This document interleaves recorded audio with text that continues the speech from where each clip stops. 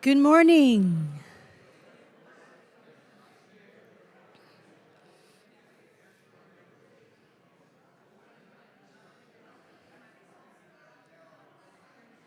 That's the first one. Good morning, beautiful people. Thank you. Good morning, Dale. Good morning, everyone. Thank you so much for being here, not just this morning, but for Ministry Week. I am so excited about this week. We began last night with a fabulous and glorious service. I have heard so many beautiful things about your experience of last night's service, and I'm grateful for that. I am grateful to each of you who is here this morning and who has been supporting Ministry Week, whether this is your first one or your 40th. Thank you. I know that folks will continue to trickle in through the next few minutes, but we do want to get started. Some housekeeping items. By the way, my name is Lisette Acosta, and I am the director of the Center for Lifelong Learning. And so if you have any issues, any questions about this event, feel free to ask me. We also have a number of Brite students who are volunteering, and they are wearing a lanyard and a little card that says volunteer. And so they should be aware of where things are, so please feel free to ask them if you need anything. If we can make this experience better for you with limitations, feel free to ask. Where we are all human. So a few housekeeping items. First, on the back of your badge, there are 2 QR codes, and one of them says info. That will lead you to the Ministry Week website, where you will find the schedule. You'll find other kinds of information about our speakers, and you'll also see the locations for all of the events. And so that has been updated. And so if you're not sure about what is happening and where it is happening, please, with your phone, check out the QR code, and it'll lead you to that website. If you don't have your phone, or you don't know what a QR code is, or you don't know how to use it, please feel free to ask one of our volunteers, and they'll walk you through that. We have some signs that lead you to where the bathroom is, where the elevator is, if you need an elevator to go to the sanctuary. And again, if you are lost and you can't find your way, be sure to ask one of us. We have 4 rooms that are for individual activities, and on the website there's a little information about that. If you're curious about what those are, they'll be on the 2nd floor in rooms 207 and 201 and 202, and we'll have signs outside of those rooms to indicate which ones they are. And take a moment during one of the breaks and check out what these individual activities are about.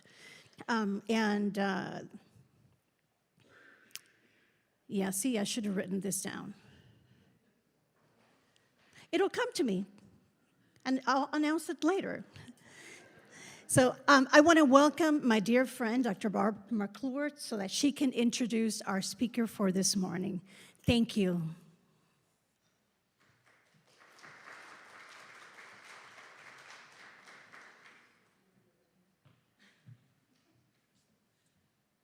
Good morning. I'm Barb McClure. I am Professor of Pastoral Theology and Practice here at Brite Divinity School. And it's my pleasure to introduce our first speaker of the day, the Reverend Dr. Jill Snodgrass. Dr. Snodgrass is Professor and Chair of the Department of Theology at Loyola University Maryland. Her research focus is on the spiritual care and counseling with historically marginalized populations. She is the editor and author of many books, and I'm going to read my notes to make sure I get her titles correct.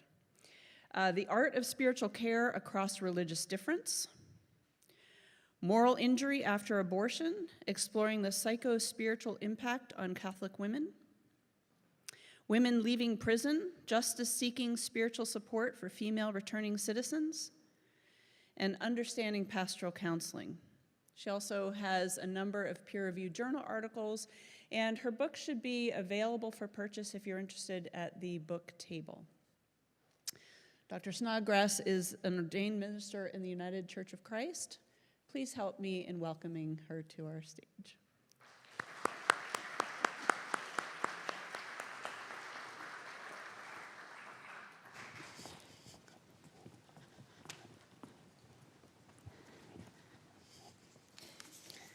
Thank you so much, Bar, and thank you everyone for being here this morning. I want to say thank you to Reverend Dr. Katie and all the faculty, staff, and students at Brite Divinity School, to Reverend Dr. Peterman and Reverend Moore and all the leaders and staff at this beautiful congregation, United Christian Church, to Reverend Dr. Lisette Acosta, who honestly gives new meaning to the term radical hospitality. Her welcoming communication and all the things that she did to make me feel here, home with you. I'm very grateful for that. I'd also like to thank all of you for being here today, those in this room and those who are joining us via live stream. It's very exciting. And to the spirit that you brought to worship last night, and to Reverend Dr. Serene Jones for opening us together in that moment of centering as we look at this topic of trauma. So today, this morning, I will be speaking on reckoning with our pasts, a psychospirituality of intergenerational trauma.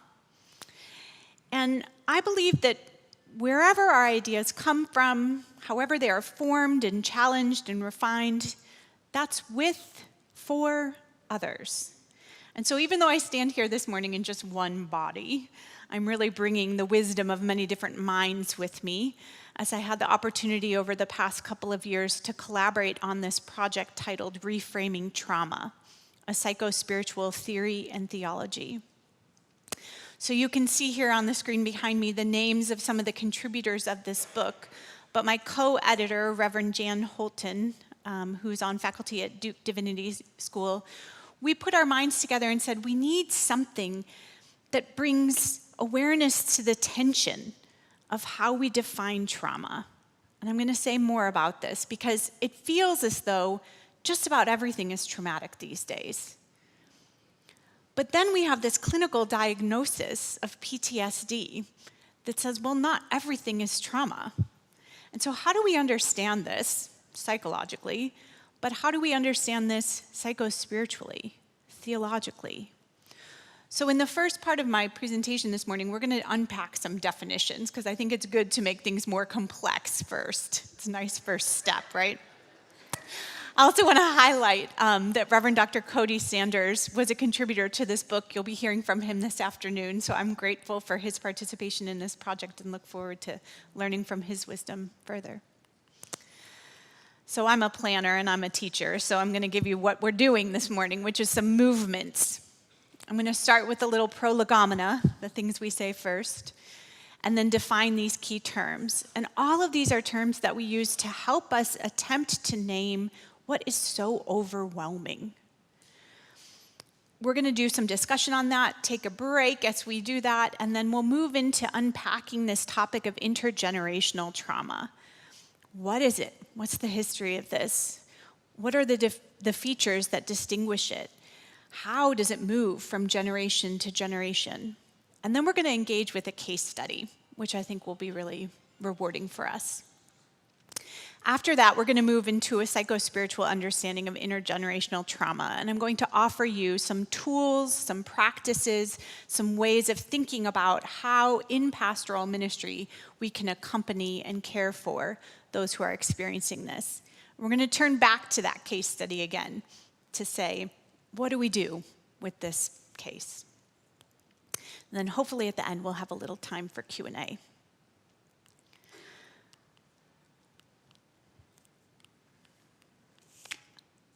Okay. I think I'm advancing too quickly here. A few learning objectives, just because I am a professor. So we're going to consider these reframed definitions of trauma. We're going to understand the ways that intergenerational trauma can function as a tool of oppression. And then we're going to acquire some theoretical and practical strategies for facilitating hope and healing, resilience and resistance amid this intergenerational trauma. Next slide, please. Thanks. In my life as a professor right now, I work mostly with undergraduate students, traditionally aged 18 to 22. So most of these are considered to be in Gen Z. And there's a gift that Gen Z has given us in saying it's okay not to be okay. And as someone who was trained in pastoral theology, spiritual care, and counseling, you would think I would have known this before this moment. But it's not in the milieu back then the way that it is today. There's an invitation to say, I'm not okay, and that's okay. So I'm identifying today, I'm not okay, and that's okay.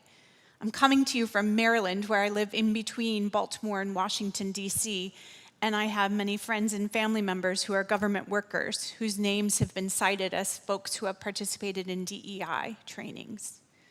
I come to you today with friends who are researchers in medical research whose funding is uncertain through NIH.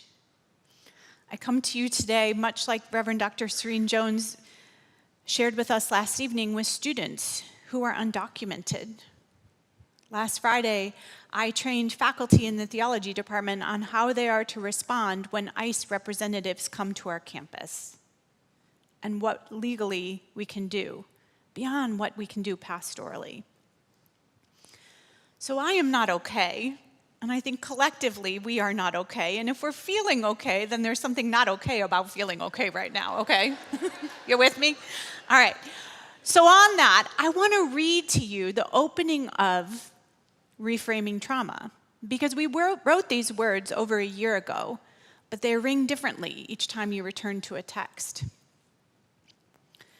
Perceptions of trauma in U.S. culture, and arguably across the world, employ a hyper-focused lens that problematizes individual symptoms and behavior and resists any shift in our gaze. In the face of blatant forms of violence and aggression that seem ever present, especially for those people living on the margins, this focus may not seem unreasonable. But to examine the cultural pervasiveness of trauma as a concept, we have to pull back this lens to a much wider view, because there on the peripheries are lurking shadows. And these lurking shadows are the legacies of colonialism and capitalism and the ways that they shape the world today. The ways that they shape the norms, the expectations, the injuries that we contend with today. And these shadows, they inform our religious, our political, our cultural beliefs and practices, and they affect individuals and communities differently based upon how we stand in proximity to power, to privilege. But we're all influenced by this reality. So these shadows lurking, including the shadows of colonialism and capitalism, they're only seen in relation to the light and the relative location. So for the most privileged among us, those who metaphorically stand at high noon, the shadow can all but disappear. We can forget about these legacies. We can not acknowledge that they are the reality. But for so many others, in fact, for so many global inhabitants, the light reveals the lurking effects of oppression, of greed, and a world on fire that's sparked by their continuing legacy. Now, whether this legacy of colonialism and capitalism is now more prevalent than ever before, or merely that it's fewer of us who can ignore it, that's a matter of debate. But it's difficult to ignore the way that conflict and threat, armed and otherwise, are reverberating across the globe. whether it's efforts to reclaim domination or in resistance to it. We are overwhelmed. The increasing environmental and political ambiguities, not to mention those that we just experienced by being human, they continuously stir our anxieties. We're ill-prepared to tolerate them. And this inability to tolerate this ambiguity, what Reverend Serene Dr. Jones said last night, our uncertainty, it leaves us grasping for ways to name what is it that lurks behind this feeling of overwhelm. Pastoral theologian Ryan Lamoth reminds us that we cannot ignore this global macro view because, and I quote him here, suffering and care are inextricably bound to political and economic realities. And failure to recognize the impact of these forces leaves us even more likely to, quote, collude unwittingly with these forces that lead to harm instead of devising interventions, care, that are aimed at resisting and changing these forces and structures. So when we act complicitly, it's going to magnify all our suffering and add to this sense of confusion, this sense of overwhelm. Now, I ad-libbed a little, but Jan and I wrote these words almost 2 years ago. And it just seems as though we're in an even new stage of overwhelm. Our suffering, our care, it's all inextricably bound up with our political and economic realities. And so many of us are confused and overwhelmed. I'm going to try the clicker one more time before I say, oh, thank you. So I want you to turn to a neighbor, 2-3 people next to you, and just say, what words do you use, whether you use them personally or with those you minister to and with, to describe this feeling of overwhelm?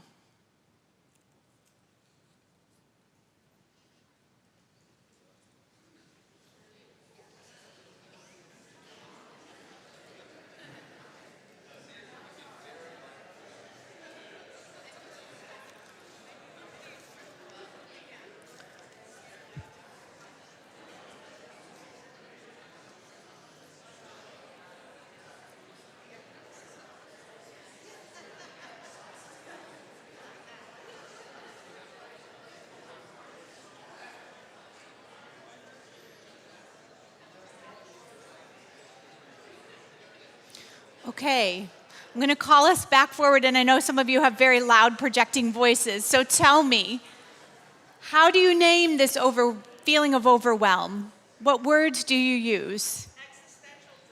Existential dread. That's a good one. What else? Drowning. Yeah. Others? Paralysis. Mm-hmm. Others? Heavy. Yeah. It's existential dread. It's drowning. It's paralysis. It's heavy. It's all of that and so much more. And oftentimes we use this term trauma to try to encapsulate that feeling of overwhelm. But the problem with this is, as a New York Times opinion editor said, if everything is trauma, is anything? Because much like depression and anxiety, we use this as a catch-all term for anything that is distressing. And in this current era, where we seem to have events that try to outcompete themselves for the layer of distress, we don't have the language. So we just say, it's traumatic. I had a student tell me that homework was traumatizing. And there was not a joke in that, right? But we have to dig deeper into these terms to really understand the similarities, the differences among stress, trauma, post-traumatic stress disorder, and all of that in order to think about intergenerational trauma. And this is really important to me because language informs how we construct, narrate, and understand our experiences. So the traumatic potential of everyday life has shaped entire generations. I jokingly said Gen Z has given me a gift in saying it's okay. Well, I didn't joke. I mean it. It's okay not to be okay. But this is also because the generation has been shaped by trauma. So Maxwell Alejandro Frost is a 25-year-old who ran for Congress in Florida's 10th Congressional District. And he told an interviewer, quote, "Our generation, Gen Z, has been born into a lot of trauma and a lot of civil unrest around people being frustrated with things. And I think because of that, our generation naturally thinks about things in a bit of a different way." Now, this is an attempt to honor the suffering that people have experienced, but it's also slightly problematic because then it starts to feed into this loop that everything distressing is traumatic. So I want to unpack some definitions for you. We all know stress. We've all lived with stress our whole lives.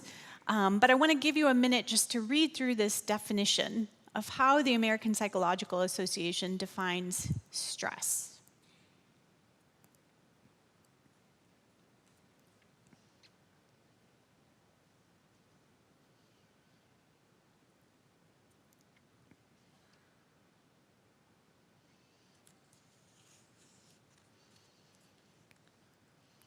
We often think about stress as being a negative thing.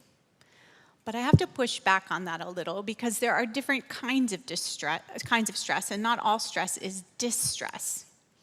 We think about eustress as being a positive stress, and it's a helpful response that increases our optimal performance. So eustress is defined as a type of stress that results from challenging but attainable or enjoyable worthwhile acts, like participating in an athletic event or giving a speech. So eustress is a positive thing. If I didn't have a little bit of eustress today, I wouldn't even have the motivation to get a little anxious about engaging in this conversation with you. That's a good thing. But eustress differs from distress, and that's that negative stress response. And I'm going to quote here, "Negative affect and physiological reactivity are part of distress. It's a type of stress that results from being overwhelmed by demands, losses, perceived threats, and it has a detrimental effect by generating physical and psychological maladaptation and posing serious health risks for individuals." Now, what's so interesting about this, particularly when we see the shadows lurking of capitalism and colonialism, is that the same event is not going to be experienced the same way by different people. So, giving a major speech can cause one person eustress and another person distress based on how they perceive the event to be. And just like eustress and distress relate to our perception, so too does trauma. Catherine Dolmas and Carolyn Hilarski are two social work scholars whose research I'm going to reference again in a minute. But they stated, "The bomb dropped on Hiroshima may be a trauma-producing event, on the one hand, a military victory, or divine retribution, depending upon the individual's attribution and perception of the experience." So the same event, and there's other perceptions too, right? But the same event, the bomb dropping, it can be trauma-producing. It can be a military victory. It can be divine retribution. What are we going to project onto this event? So distress and trauma can activate a similar physiological response, for example, hypertension, migraines, but the acute and long-term neurological impact of trauma is very different from distress. And because our personality and our culture influence our perceptions and appraisal of events, and because our spiritual and our religious beliefs and practices also influence our perceptions, we have to think theologically about this. What does it mean to be distressed? What does it mean to experience trauma? So more on that to come.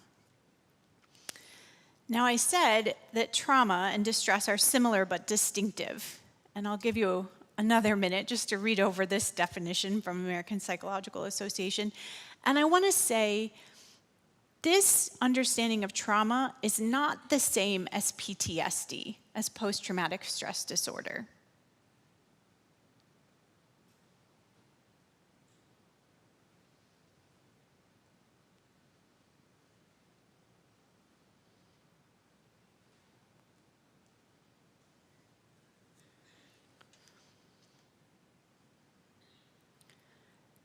These kinds of traumatic events, those that are caused by human behavior, those that are caused by nature, they impact all of creation, including but not limited to humans, because we're all capable of experiencing distressing, terrible events, sudden deaths, earthquakes, but not every terrible event is traumatic simply because it's distressing. And even as we experience the threat of death, serious injury, or sexual violence, we may not experience that as traumatic.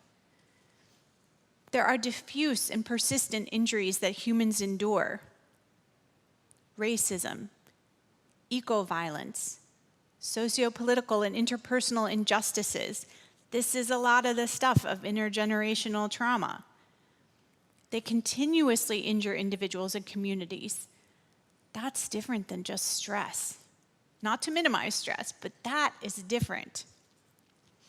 And part of this is due to the neurobiological legacy of trauma.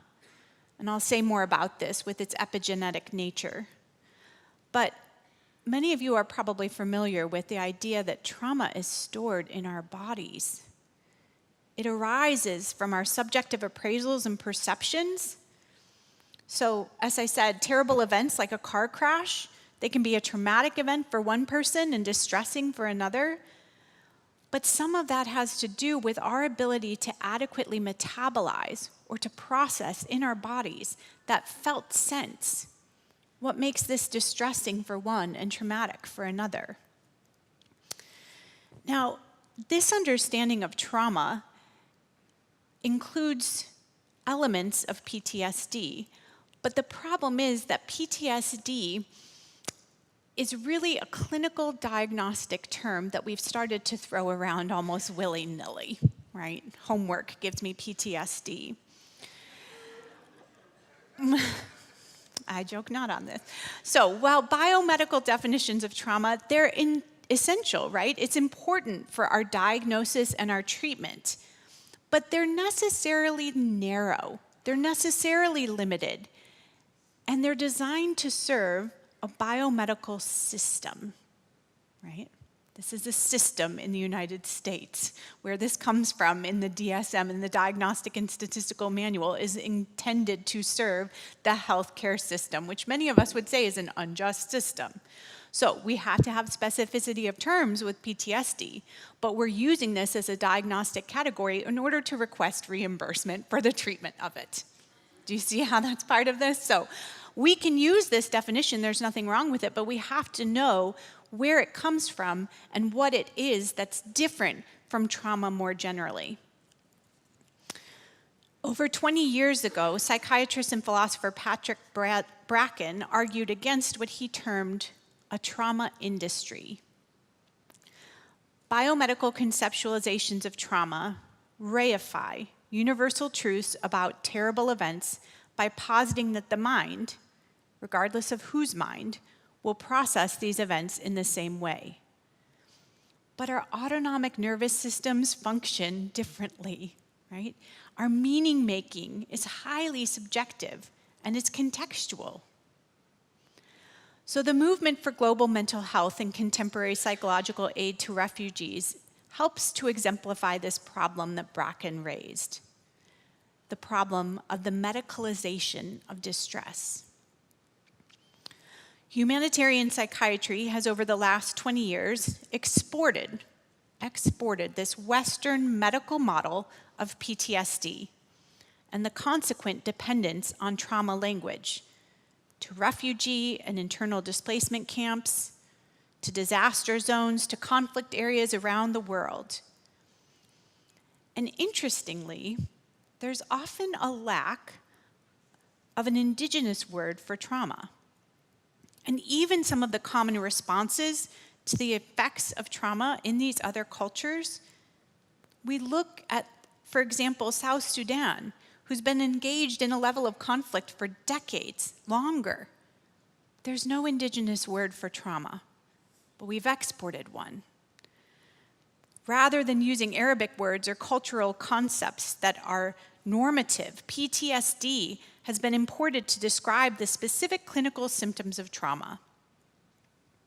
Now, it's mind-boggling to imagine that people at war for decades would not have their own words to describe what are considered to be the biomedical model of universal emotions, right? Behaviors associated with the effects of war. But this has created this trauma industry. This refugees in America, this will change significantly in the current administration. But for those who are seeking asylum in the United States, they're required to show evidence of trauma, particularly by a psychiatric assessment, but also through photography of wounds, other documented sources. And this demonstrates not only the medicalization of distress, but the politicization of it. Because it's not without some degree of irony that while asylum seekers are required to be trauma victims to receive asylum, the experiences of many Black, Indigenous, persons of color who have endured generations of racism, violence, uncertainty in the United States, that doesn't satisfy these cultural, biomedical conceptions of trauma. So there's power in who gets to determine whose suffering is legitimated or not, whose suffering is deemed trauma-induced. So what we're attempting to do in this reframing of trauma is to broaden and tighten the definition. Now, that's really hard to do both at once, right? But in part, this is possible by viewing stress and trauma as part of a continuum. And so social work scholars Catherine Dolmas and Carolyn Hilarski, they sought to aid researchers and practitioners in accurately defining the terms stress, trauma, and crisis, with the goal of improving assessment and improving care and intervention.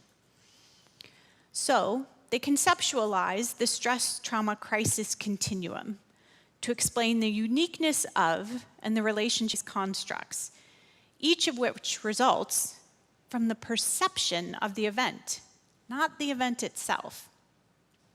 Now, I've given you a ton of definitions, so you're going to be really happy that I'm not including crisis in this, because that's a whole nother talk. But it's really helpful to think about stress and trauma on this continuum. The problem is that we often use these words to describe both the event and the response to the event. And that's circular reasoning. So these terms really cannot be used to describe an event. And let me give an example why. If you say, "This morning, my dog snuck out the front door as I was leaving and darted across the street just as a cyclist was passing our house. Before I could even open my mouth to shout, they'd collided." I would probably respond, very empathetically, of course, and say, "Oh my, that sounds stressful." Or even, "Oh my, that sounds traumatic." Am I describing the event as stressful? Am I assuming you experienced distress? Now, this is going to sound kind of odd, but this event, it's not stressful or traumatic. It's not. I always think of this as being very Buddhist. The event just is. Your dog got out. Your dog collided with the cyclist. Period. End of story, right? What makes it stress or trauma is your perception of it. So, factors like your personality, your resilience, your social support, they're all going to influence how you perceive this event. So if you're resilient, you view yourself as a capable person, you have a vet, you have a cell phone to call 911, maybe you're just going to see this as a moderately distressing event. But if you generally struggle, or you view yourself as incapable, maybe you lack resources, you might perceive the cyclist-dog collision as traumatic.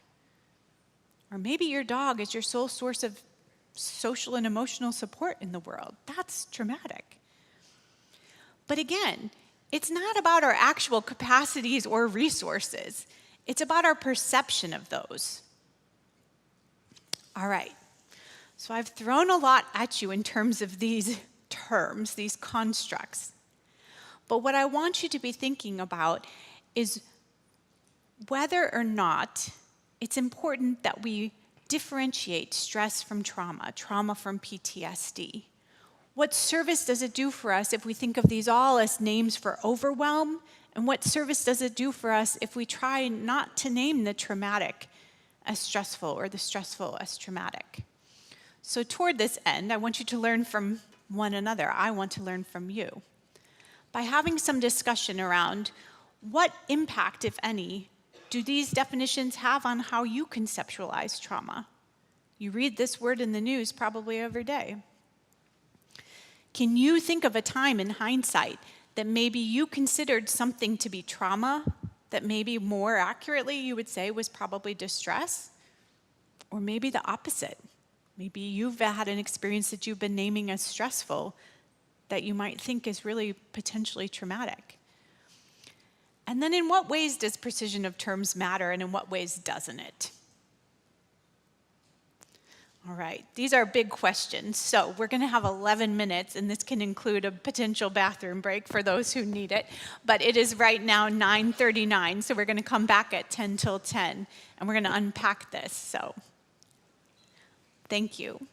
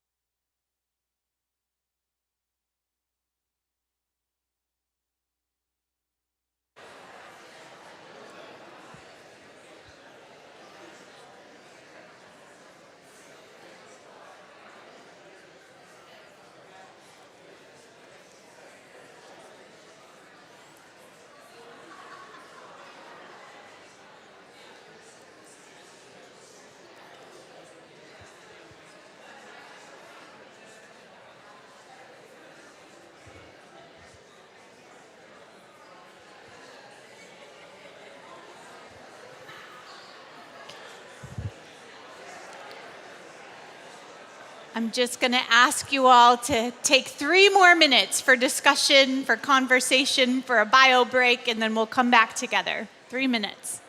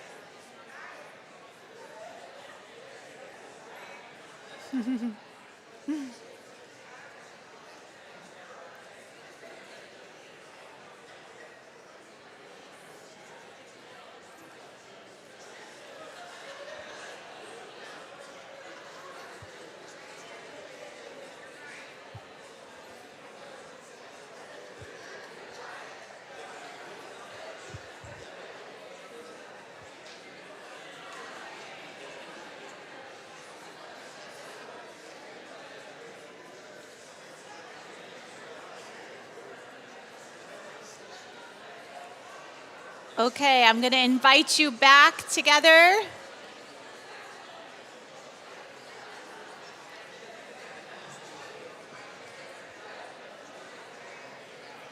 I know we could talk about this all week, which is good because we get to. Yeah. Okay. I trust you've had generative conversation about how this has helped you to shift your understanding of stress, of trauma, of PTSD. And I want to offer some kind of closing remarks in terms of the definition. From my perspective, trauma is an ever-evolving concept, and therefore, to indiscriminately describe everything from the world's response to the COVID-19 pandemic to a mass shooting as traumatic is arcane, inaccurate, and unhelpful. And notwithstanding the Western belief in the supremacy and universality of biomedical models of trauma, other cultures have valid ways of understanding and addressing the effects of extreme experiences, what we would call traumatic. Other ways of fostering resilience and growth.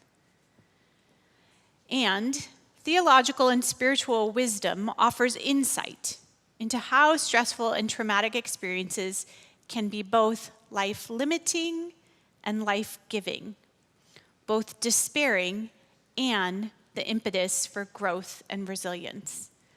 This is that moving from hope to trauma that actually happens concurrently. So intergenerational trauma fits within that continuum. And I'd love for people just to shout out some ideas about some examples of intergenerational trauma. Maybe they're biblical, maybe they're from a book or a movie, maybe they're from lived experience that you've had or witnessed in others. Indigenous boarding schools in the US and Canada. The transatlantic slave trade. The Holocaust. These are all excellent examples of intergenerational trauma that we now are beginning to have more research on. So as we look to define intergenerational trauma, it really is the trauma or its legacy in the form of a psychological consequence of an injury or attack, poverty, and so forth, from the generation experiencing the trauma to subsequent generations.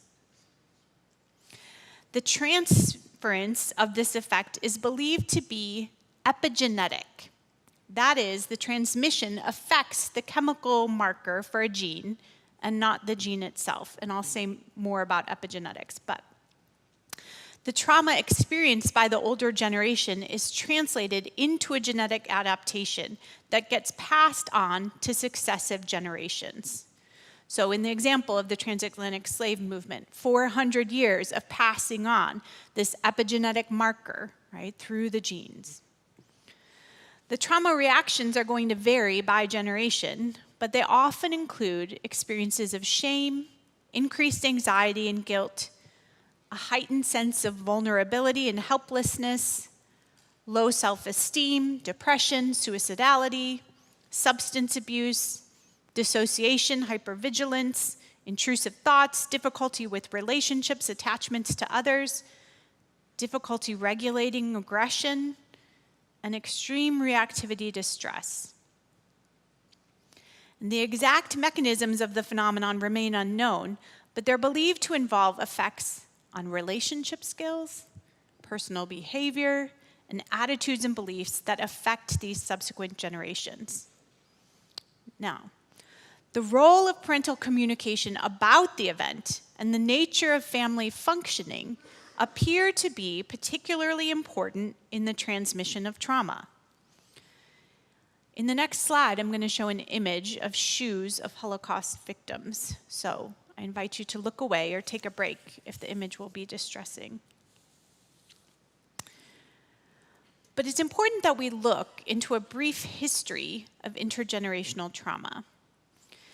And as we look to see where the origins of our research into this, even though we know it's been happening for millennia, in 1966, Canadian psychiatrist Vivian Rakoff conducted a study on psychological distress among the children of Holocaust survivors. And she wrote an article that summarizes the study's findings, and this is the first reference that we have to this concept of intergenerational trauma. But over these last 59 years, researchers have examined how this has manifested in anxiety, in depression, in PTSD, in the progeny of trauma survivors. Initially, much of this research focused on the children and the grandchildren, great-grandchildren of survivors of the Holocaust, the Japanese American internment or concentration camps. And most of the literature indicates atypically high rates of anxiety, depression, PTSD, but some of the literature indicates no effect at all. So some children of Holocaust survivors demonstrate what's called reparative adaptational impact. And this is a largely unconscious attempt to repair the world for their parent, to repair the world for their grandparent. And the way we see this is in having an overly protective stance, having a high need for control, having an immature dependency. Now, since the origins in the Holocaust and the Japanese American concentration or internment camps, this area of research has expanded into intergenerational trauma, looking at slavery, structural racism on Black and African Americans in the United States, historical trauma experienced by American Indian, indigenous communities in the US, families of Vietnam victims, war veterans, and others. And I want to name some of these distinguishing features of intergenerational trauma that cut across the different populations experiencing it. But before, I want to bring us back to something that I said in the beginning. Because in the US, quite often we think about trauma as something that an individual experiences, that it manifests in individual symptoms and behaviors. Intergenerational trauma is individualized. Let me give you an example. We might think of a mother whose history of her own child abuse may then be impacted upon her daughter's psychological health. But what happens when we hyper-individualize trauma responses is that we fail to see these shadows. We fail to see the way colonialism and capitalism and many other isms are impacting our world today. And as I said, these legacies, they inform our religions, our politics, our cultural beliefs and practices. And all of that informs how we appraise things. And all of that is informed by our proximity to power and privilege. We can think about the shadows and the legacies of colonialism and capitalism, but what we often do is we don't realize how these are unconsciously impacting our appraisals. We may not see them as operative. So let me give you a couple examples. I gave one previously of a mother who experienced child abuse, and then that impacted her daughter's psychological health. If I were a clinician working with this mother or daughter, I may think of this as an individual case, and I may fail to see the way patriarchy, sexism, misogyny are all impacting what the mother presents with, what the daughter presents with. And these oppressions, they don't just impact the individuals, they impact the communities. Sir Dr. Alfie Breland Noble directs the African American Knowledge Optimized for Mindfully Healthy Adolescent Project, there's an acronym for that, at Georgetown University, and she studies mental health disorders and treatments in African Americans. She refers to the, quote, dread that many African American parents feel in talking with sons in particular about potential police encounters. She referred to this as a, quote, shared stress. But she stated, there is a sense among African Americans and other marginalized people that our stressors are unique to us and not necessarily shared by people outside our groups. So we share stories of our lived experiences that help set the stage for how our loved ones encounter the world. Now, these stories are instructive. They're intended to protect, but they also lead to a general distrust. That's an example that shows that intergenerational trauma is influenced by the legacies of colonialism and capitalism. And it's passed down by these meta-narratives. These meta-narratives inform our individual perceptions. They're meant to be protective. Now, in this backdrop, I want to share 3 distinguishing features of intergenerational trauma that were posited by Angela Connolly, who's a Jungian analyst. Reverend Dr. Serene Jones last night spoke about time in reference to trauma. And Connolly argued that survivors of collective trauma, like the Holocaust, experience the death of time. There's a discontinuity that happens between the past, the present, and the future that gets transmitted to children. From her perspective as a psychoanalyst, this is seen as a split in the ego, right? One part of the ego remains living in the concentration camp, whereas the other part has to adapt to this new reality. But the disruption, or the death of time, is a feature of many traumas. Dr. Cody Sanders and his co-author Keith Menhinick wrote a chapter in Rethinking Trauma wherein they address time in relation to queer trauma. They stated, quote, the future is always already foreclosed to queer people in, quote, straight time. That is, the linear time of neoliberal progress, the unending growth of extractive capitalism in the future portended by heteronormative familial progeny or heterosexual biological production. This is a temporality in which the organization of time is tied to the organization of bodies in time and through time.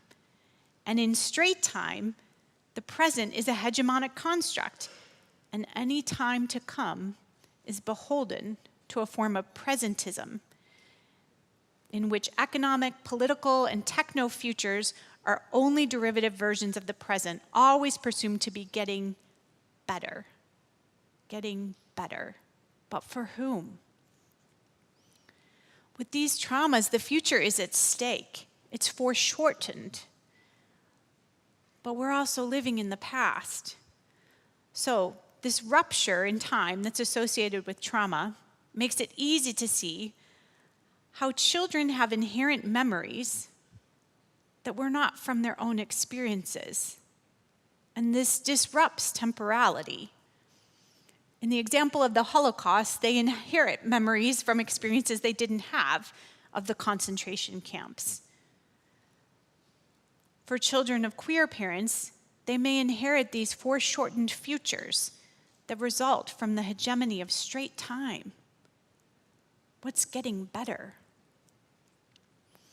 So there's a rupture in time with intergenerational trauma.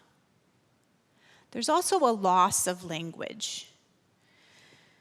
Collective trauma that results in intergenerational trauma is often intended, purposefully done to erode culture, including language. So consider, for example, the intergenerational trauma that results from the legacy, along with contemporary forms of enslavement of African Americans in the United States.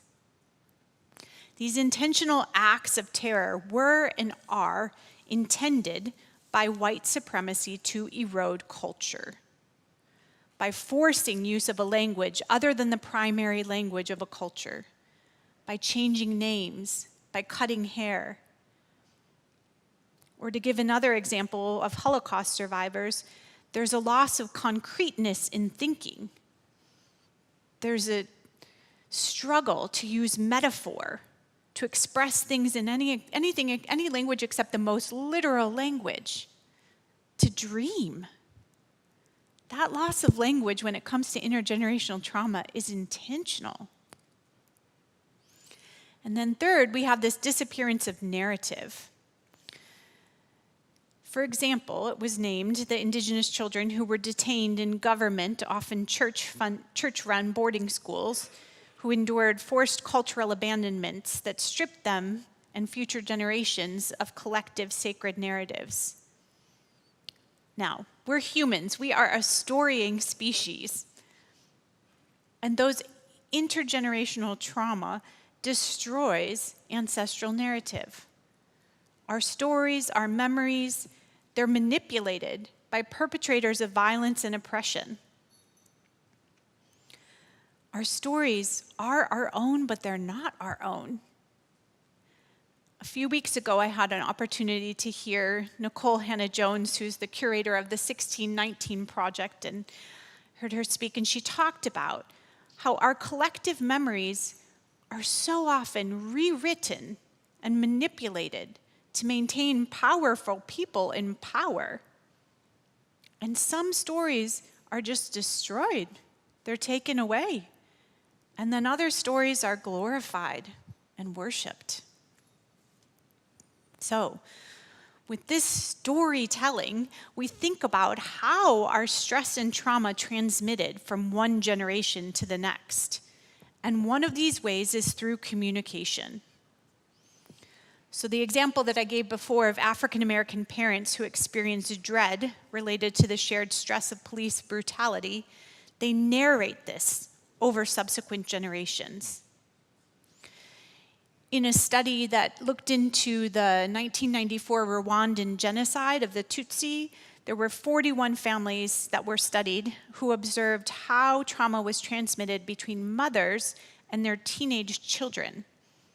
The reason this is significant is their teenage children were not able to experience the event themselves, right? They weren't there. But what they found is that some of the communication around this was overt. There was a 52-year-old mother who said, "The genocide has more effects because, for example, when a child asks for money, I tell him, if the genocide had not taken your father, I would now be relieved and you would address your problems to him. Sometimes it happens that I say this by accident, but I feel that I'm not fair to them because I shouldn't even say it, since they were too young and they don't even know what happened. But what these researchers also found is that others who employed silence because they thought it's in the past or it's my problem, not my child's problem, that silence also negatively impacted their children. I'll give a personal anecdote. I come from a family that has a lineage of addiction. And after studying intergenerational trauma, I think differently about the stories that I narrate to my own child, right? How do I pass on spoken and unspoken the anxieties that I feel about looking at my own family line and how we interact with substance and what that means for future generations, for my child? So communication is powerful, but it's also transmitted through what I'm going to call our socio-ecological and environmental contexts. So some examples of this that we can think of in the Rwandan genocide is the ways that things come from indirect pathways. Economic downfall, poverty, right? The decimation of generations, the lack of male presence, the management of the household, which is a communal task that's divided among all those living in the household. There's fewer people now, so the burden becomes greater. Greater anxiety, greater depression, decreased productivity. All of these things are not communicated, but they're felt, they're experienced. So this image, I know the words are too small for you to see, but this is called Uri Bronfenbrenner. He was a applied developmental psychologist, and he created these concentric circles to show us how it is that our microsystem, who we are as individuals, interacts with our exosystem, the mesosystem, and the macrosystem. So in the very center, the red circle there, that's the individual. And within the orange circle, it's our work, it's our school, it's our church, it's our friends, it's our neighborhood. It's the people that we're in proximate relationship with every day, the people and systems. And then the next layer out, we have the government, the extended family, the media. These interact, right, with our proximate systems, but they also exist within this larger macro system. And that's our social norms, our economic systems, our political systems, our cultures. So intergenerational trauma is transmitted not just from the orange circle. It's from the interactions between everything that's in that system, which we interact with every day, and the broader systems. This gives you another way of thinking about those shadows of capitalism and colonialism, right? They're in this broader circle that they impinge upon our microsystem that goes back out again in this dialectic relationship. And all of that, spoken and unspoken, informs how we narrate, how we perceive distress, how we perceive trauma. So in that relationship between a child and a parent or a child and a caregiver, we can see how a loss of culture from prior generations can impact future generations. We can see how the social and political mores and things all perpetuate this effect of trauma. Again, spoken or unspoken, we're living in it through these systems. This, I would say, is probably what you've heard most about in terms of how intergenerational trauma is transmitted, and that's through our bodies. Now, trauma engenders a unique neurobiological response. And I imagine many of you are familiar with Bessel van der Kolk's book, The Body Keeps the Score, Brain, Mind, and Body in the Healing of Trauma. Now, there's some wonderful things about this text and some not so wonderful things, but it's a very accessible book to give you scientific understanding of why and how trauma resides in our bodies. And even if the events that caused a trauma were not embodied, that still manifests in our bodies. So the physical symptoms that can manifest with this are emotional dysregulation, chronic pain. It can impact brain function. It can impact our emotional regulation, our memory, our perception. All of that happens with trauma. And what happens is that past traumas can be reactivated, and they can be compounded by things that maybe we wouldn't have perceived as traumatic, but because it's layering upon each other, it reactivates. So Deborah Van Dusen Hunsinger, who's a professor emerita at Princeton Theological Seminary, she wrote about this experience in relation to the pandemic. And she narrated how COVID-19 pandemic had already tasked the nervous systems of so many people across the globe. I'm sure you remember this yourself. And so that by the time George Floyd was murdered, people were already experiencing fight or flight in their daily life. And I want to read to you what she wrote about the impact on the body and how that translates not just to those events, but to everything. She said, the urgent need to take action comes about as the autonomic nervous system goes on high alert. Stress hormones are released, and the body prepares itself to fight the danger or to flee from it. We experience an elevated heart rate, difficulty breathing, high blood pressure, an inability to stay warm. Our brains and our nervous systems are finely tuned to perceive threat whenever it draws near. And the vagal nerve, which runs from the brainstem to the gut, sends messages, primarily from the gut up to the brain, whenever the body senses a danger. But all of this happens in less than a split second. Every single experience from the past is stored in the body. And we have this exquisite inner alarm system that immediately activates, and it places us in either fight or flight. And if we can't fight or flee, then we freeze. We immobilize. And all of this shifts our consciousness. And then what often happens is a quiet detachment sets in. Now, there's a lot of science that you can read about what happens biologically. But even from this brief description, you can see how our brains and our bodies get encoded with these experiences of trauma. These experiences get reactivated when we think about post-traumatic stress disorder in that biomedical model, but they also get passed on to generations in intergenerational stress. So our bodies are our own, but they also bear the history of our ancestors who we didn't even know centuries before us. So, we've talked about this anecdotally. We know this, but now we're having more scientific research to understand how children can be impacted by parental trauma or intergenerational trauma even before they're born, even before they're conceived.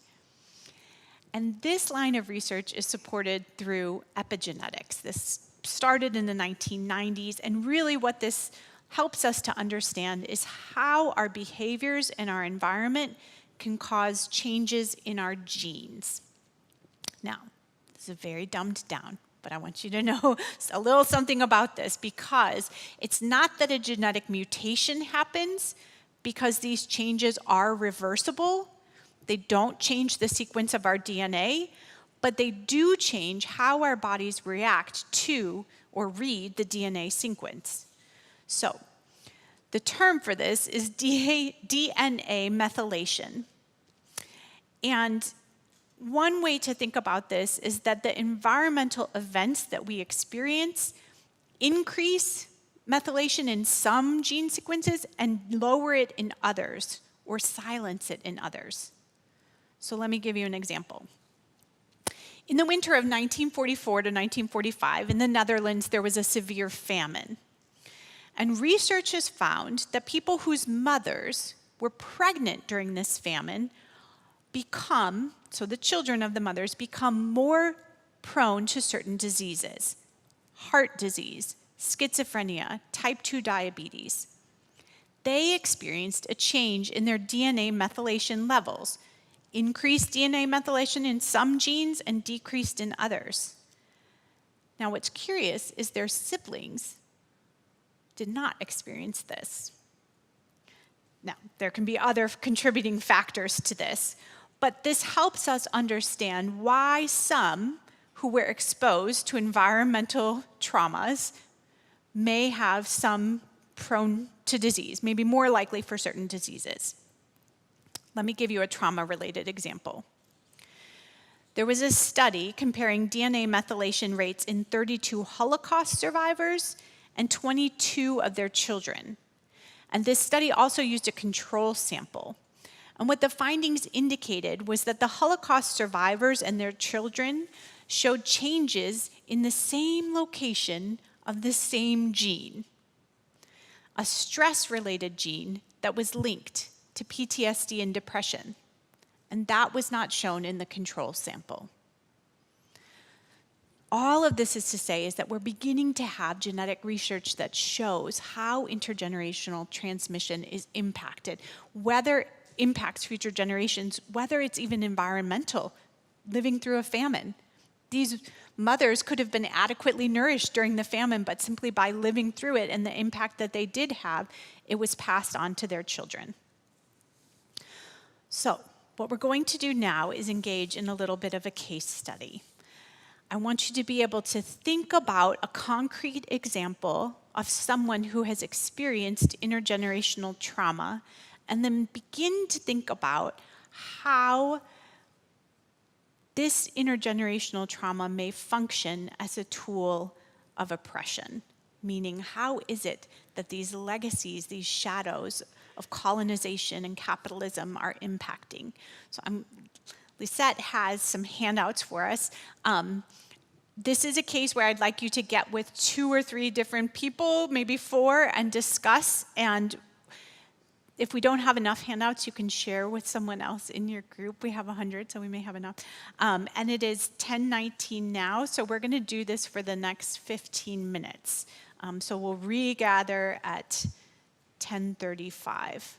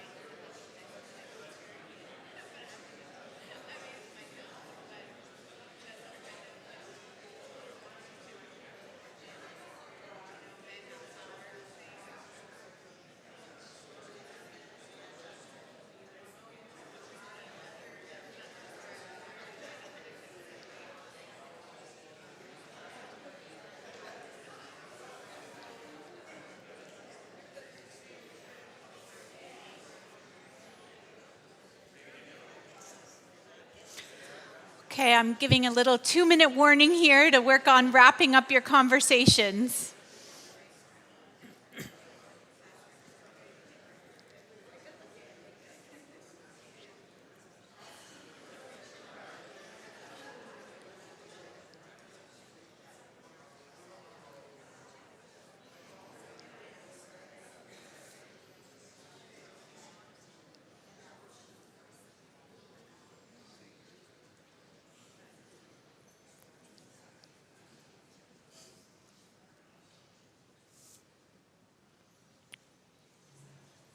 Okay, we're ready to move on. Thank you. So, I'm curious to know, what are some of the factors that you think contributed to this intergenerational transmission of trauma between Nikki's mother and Nikki? Don't talk about it, right? Her mother cannot engage in a conversation about her own sense of withdrawn, depression, secrecy. She came up the rough way. We're not going to speak any more about it.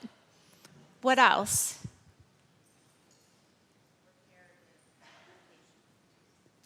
Yeah, the reparative adaptation, right? Where she's protective of her mother in a sense, but also feels ill at ease around her mother.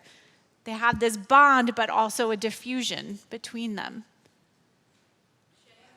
Shame. Yeah, she feels a sense of shame. We don't know this from the case, but maybe even embodied shame based on her fears of intimacy and things that's passed down. Do we have another example?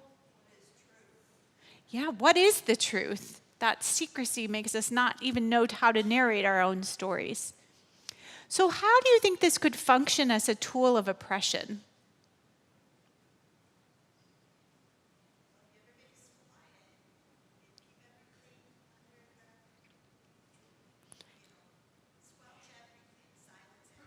Yeah. Silence the truth in a repressive way that can be oppressive too.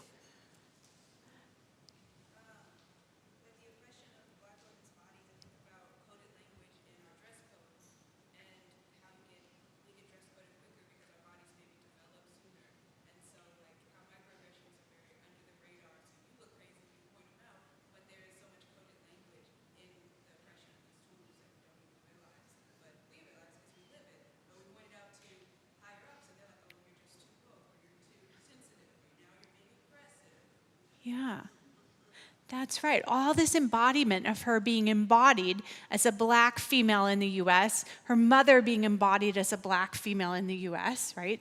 We're assuming cisgender here. We're making some assumptions that aren't in the case for us. But it impacts how she experiences her own body. And that is within this larger, when you think about the concentric circles, that's within these larger macro systems of the messages that we get. So even to think about the message of like the archetype of the strong black woman, right? We're not going to speak about it.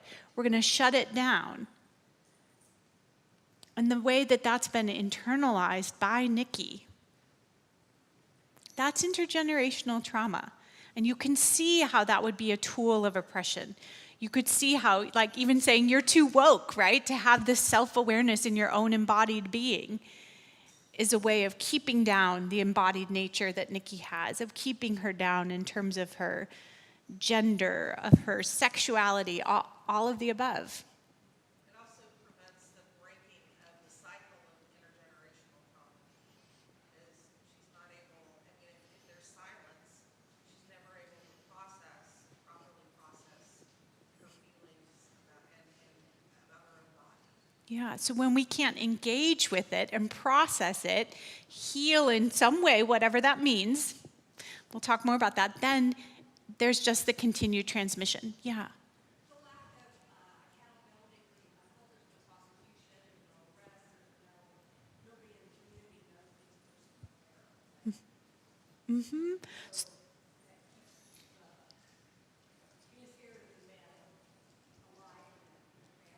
person. Yeah, there's a real felt patriarchy that can come when someone is not held accountable for their actions, in this case, a male perpetrator within the family. Yeah. Yes.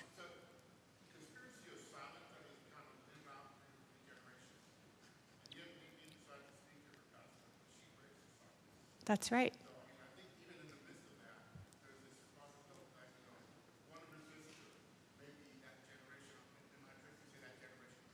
Yeah. Yep. So you're moving us in the direction we want to be going, which is that psychospirituality of intergenerational trauma, because we can see the despondent nature. We can see how these legacies of colonialism and capitalism can lead us to be despondent, and I think that this is warranted. There is a lot of suffering that has occurred for Nikki, that occurs for people who experience intergenerational trauma. But it's that hope, that theology, that spirituality that helps us to pull back and to see this within a wider narrative. Because yes, there is great suffering, but there's also this potential for resilience, for resistance, even for transformation. So I want to first start this movement by having us think scripturally of examples where trauma and resilience have co-occurred. We tend to think of resilience as meaning we bounce back, meaning something bad happened and we bounce back from it, but that's not actually what resilience is. It's a nice metaphor, it works with my 9-year-old, but it doesn't really function that way for us. It's not an outcome. Resilience isn't. And we see this because we can see examples where resilience co-occurs with adversity. So to use this example, Nikki is still experiencing intergenerational trauma, but she's broken the silence by speaking with the pastor, and she is experiencing some resilience in that, even just in the first conversation they had where she feels good having gotten it off her chest.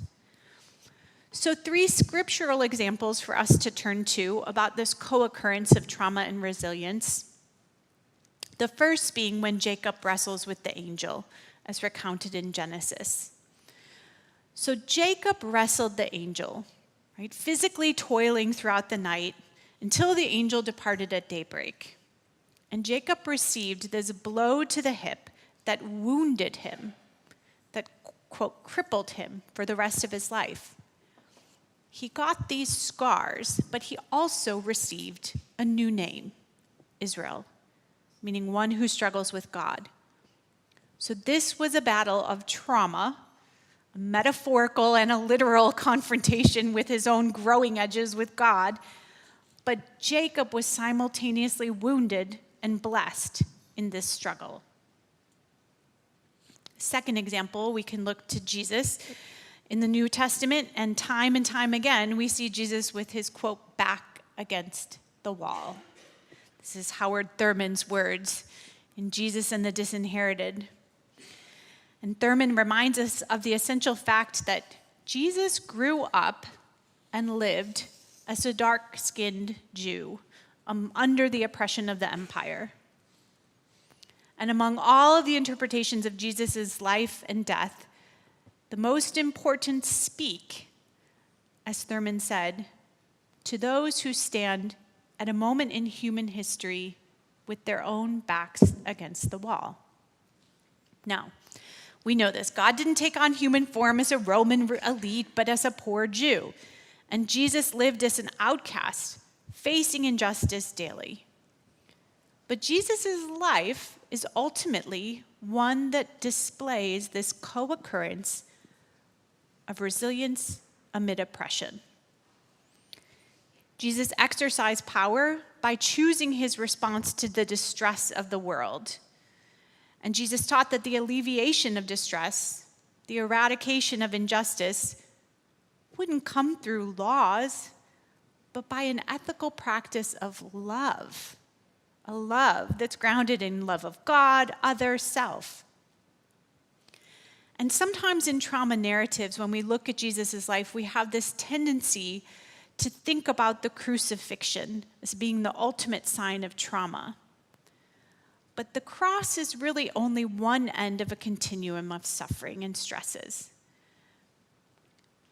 All those who live under the thumb of oppression and intergenerational trauma know something of this living with one's back against the wall. Now, Jesus didn't call Christians to seek trauma and suffering, and the scriptures offer numerous examples of Jesus speaking transparently about the simultaneous blessed and arduous nature of discipleship. And the third example I want to give is found in the Beatitudes in the Gospel of Matthew. It says, "Blessed are those who hunger and thirst for righteousness, for they will be filled." This isn't an eschatological, otherworldly blessing. It was not that the hungry will be blessed. They already are. Blessed and burdened, right? That struggle for right relationship and justice is inherently distressing and generative. Now, there's a danger in saying that all of this trauma, all of this distress is really liberating. It's really toward our growth and resilience. That's not at all what I'm saying. But these examples help us to see how trauma and resilience can co-occur. And I want to think about what this means in terms of intergenerational trauma.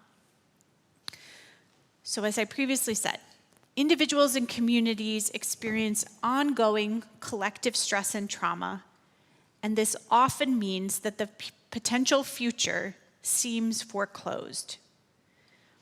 This oppressive present is all that can be conceived in any moment. But Jesus offers a reframe on this. Jesus pushed back against these tyrannies of the present over the future. And Jesus did that by disrupting this temporal arc that tells us that the status quo is going to be maintained. Jesus said, no, that's not how this works. And understanding intergenerational trauma as part of this stress-trauma continuum, it challenges the ways that we think about trauma as an acute event, a singular moment of injury. And it shifts us from thinking about chronological time, chronos, our time that we live, to kairos, this much broader time, God's time. And so in that movement, yes, time is disrupted by intergenerational trauma, but Jesus invites us to participate in time in a different way, to think about time in an eschatological framework, to push back against any kind of resignation about presentism, what is now is the status quo, and instead to embrace God's continuous engagement in a fight against life-limiting and oppressive forces. Resilience that becomes supported and facilitated by community, that kind of resilience can be experienced even alongside suffering, even alongside intergenerational trauma.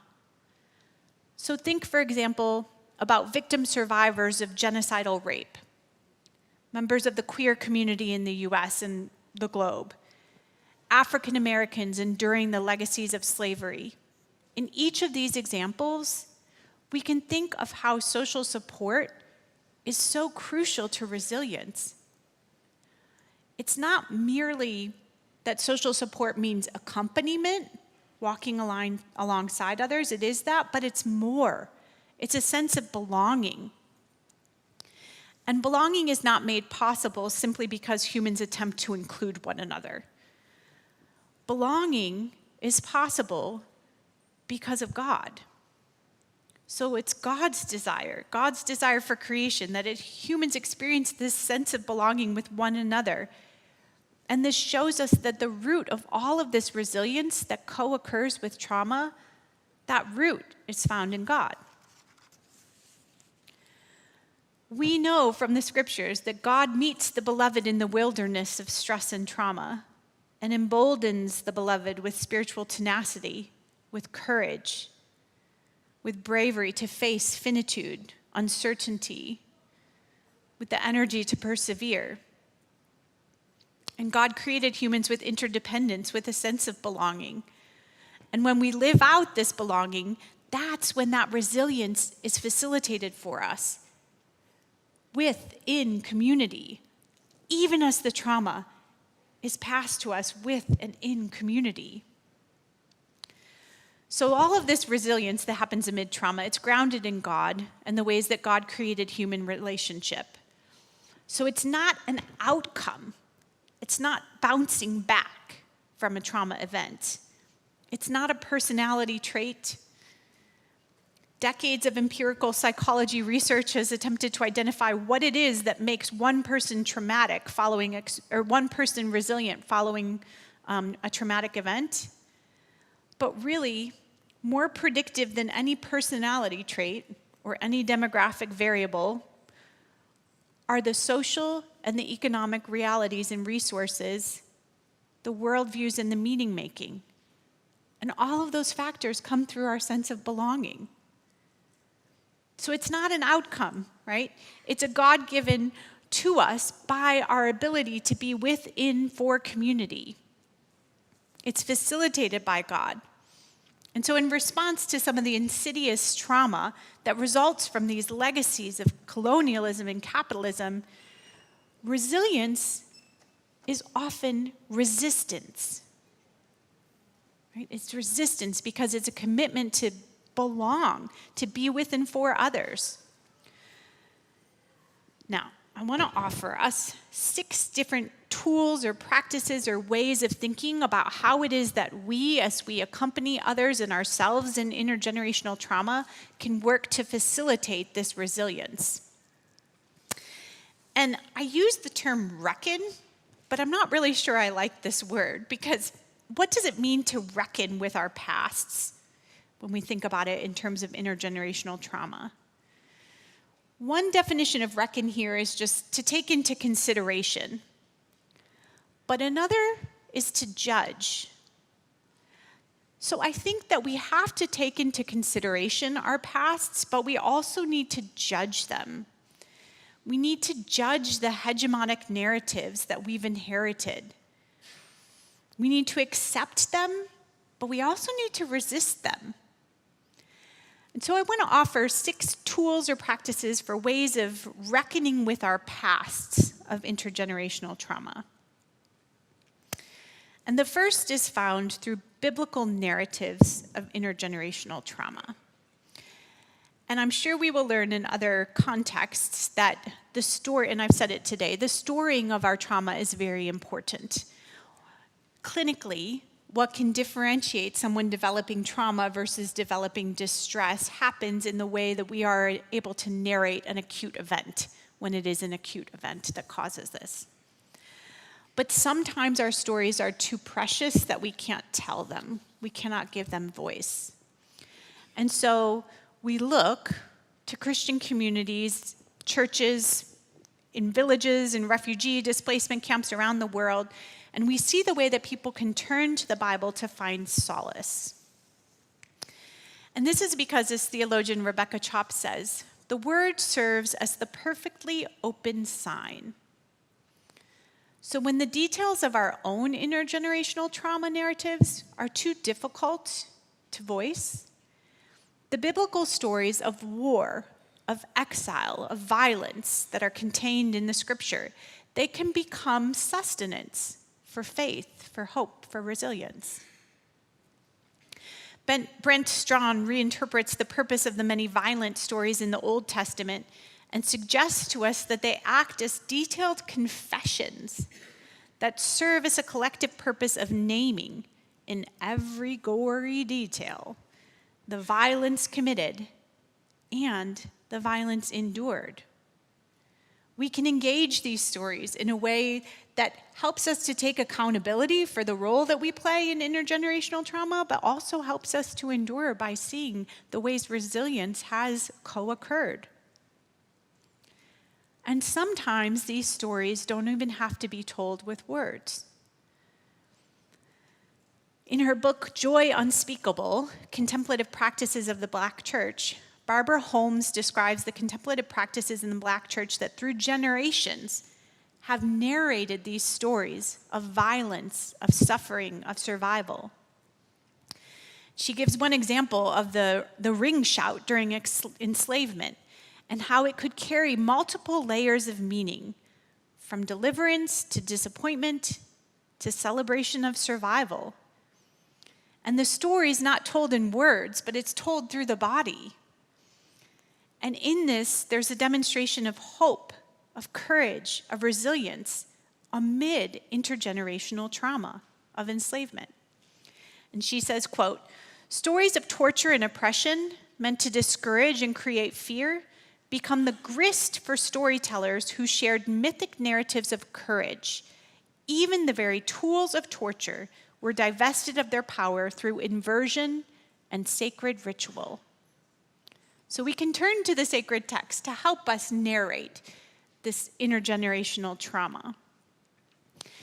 And part of doing this is also meaning making.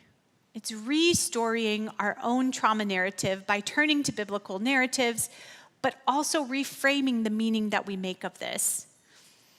Now, I am not one to say that all experiences of trauma should be reframed as opportunities for growth. I do not think that is wise. And Crystal Park argues that distress, yes, it has to do with the meaning that we make of something, but it also has to do with the tension or the conflict that occurs when our situational meaning does not align with our global meaning. Let me just give you an example of Job, right? From the book of Job, Job is suffering. Why is he suffering? Because his appraisal of God's nature in that conflicts with everything that he's been taught, his global meaning. Right? So his appraised meaning that he's righteous, that this suffering is serving him no good, is conflicting with his idea that God is just. Because his experience serves no utility, he thinks. So he has to reconcile these. He has to make meaning in a way that's liberative. And what Crystal Park says is that highly traumatic events are commonly appraised as unpredictable, unfair, and uncontrollable, and as having pervasive adverse implications for survivors and their futures. But the meaning-making model asserts that distress is not generated by the appraised meaning itself, but by that discrepancy between the appraised meaning and the individual's global meaning-making system. So this discrepancy is what we can work with to foster resilience. How can we realign the ascribed meaning in that appraised event versus the global meaning? And this is where you can think about Bronfenbrenner's concentric circles again, because that global meaning isn't just our own, it's coming from these other sources. And then sometimes we have to revise the global meaning that we're making of something in order to fit in with the appraised meaning of a particular event. We have to reduce that discrepancy. So in experiencing stress, in experiencing trauma, it's not uncommon for individuals to realize that they have strengths and they have skills and they have resources that they didn't know they previously had. A child may endure years of physical and psychological abuse, finding out their parent endured the same and their parent as well. But they may also find that they have innate strength and grit. Now, pastorally, we're not going to point that out to them necessarily, right? It's much better for them to come to that on their own, but there is facilitation of that, of making meaning to acknowledge the resilience that also is co-occurring. A third tool that we can use or practice is a survivor's genogram or survival genogram. I may have to ask for this slide to be forwarded here. Many of you probably did genograms, and perhaps you've done one as a spiritual practice of looking back into maybe religious location or affiliation or even spiritual beliefs within your family. But one way of using this tool is to think about the trauma narratives that have been passed down. So if you're not familiar with a genogram, it's a way of mapping out your family history or family tree and highlighting relationship, health, psychological patterns. And when we use this with intergenerational trauma, we can see how children may have inherited from grandchildren or survivors of past traumas particular life lessons. One example could be, never let your guard down. Right? We can see Nikki's mom telling her this. And so when she inherits that belief, how far can she trace that back? What does that mean, never let your guard down? And then you can do an analysis to say, okay, how is this belief helping you? And how maybe is it not serving you the best? How is it a protective measure? And how maybe is it not always functioning for you in what you're currently facing? We also can engage in collective restorative practices. And because belonging, God-ordained belonging for humans, is really central to how we experience resilience amid trauma, collective restorative practices invite us into that feeling of belonging. And this comes from encounter, and we know that when we encounter others, it's messy. It's frustrating, it's vulnerable, but we have to do it. And so Stephanie Edwards at Boston College proposes what she calls Christian infleshed counter-memory. And what she means by that is that we can't keep recalling our own individual pasts. We have to encounter others to recall our collective pasts, even if it's risky, even in our embodied natures, in order to counter those oppressive life-limiting memories. I can recount my own history of intergenerational trauma, but when I come together with others to see the collectivity of that, it helps to push back. It emboldens my own resilience, but it helps to be resistance from decolonial realities. So I put a quote up here from Walter Brueggemann, and he used this from the perspective of grief. But just as grief compounds, so too does intergenerational trauma. And I think that this quote really gets at what collective restorative practices can do for us in intergenerational trauma. So forgive me for changing some of his already good language here. He writes, "The public dimension of intergenerational trauma is deep underneath personal trauma, and for the most part, not easily articulated among us. But trauma will not be worked well or adequately until attention goes underneath the personal to the public and communal. My expectation is that pastors, liturgically and pastorally, most need to provide opportunity and script for lament and complain and trauma for a long time. Individual therapy is great, but there's something that happens in the belonging of coming together in collective restorative practice that really helps with that resilience amid trauma." I also think that we can engage in reimagining the divine. We can reckon with our pasts by shifting our God image some. And I put up a picture here of a classic book. If you haven't read this, I encourage you to, by Anna Maria Rizzuto, who wrote Birth of the Living God. And she explains from a psychoanalytic perspective the origins, the development, the use of our God images. We all have them, right? Some of them were passed on to us, given to us, that we've chosen to keep, and some of them are ones that we may not like, and we keep referring to them. But Janet Jacobs embarked on a qualitative study with 50 descendants of the Holocaust to explore how intergenerational trauma impacted their views of the divine. And what she found was that when faced with the socio-emotional inheritance of genocidal trauma, the realm of the sacred can become a site of transformation. So there were 50 participants in this study.